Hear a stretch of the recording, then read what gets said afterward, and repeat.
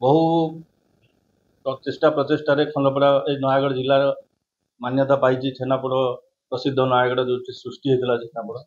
जिलावासी हिसाब से आम ये गर्वित सबू आम जिले आज देखुचे प्रति पंचायत हो प्रति ग्राम हो प्रति जगार समस्ते आज छेनापोड़ दिवस पालन कर आज जो विश्व छेनापोड़ दिवस पालन होची नयगढ़ जिलावासी गर्व और गौरवर दिन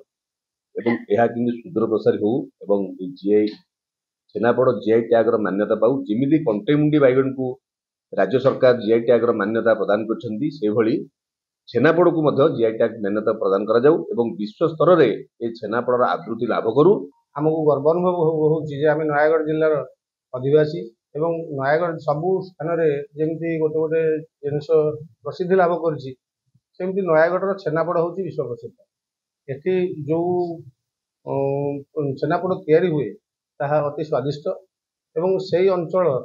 आमर नयगढ़ अंचल केवल नयगढ़ तो नुह नयगढ़ अंचल आठियाक ब्लॉक दसपल्ला खंडपड़ा रणपुर आदि अंचल जो माने व्यवसायी से माने अति सुस्वादु रूपे प्रस्तुत कर बाहर जो मैंने आसती एठिकी अतिथि से छेनापोड़ से चाहिदा अधिक।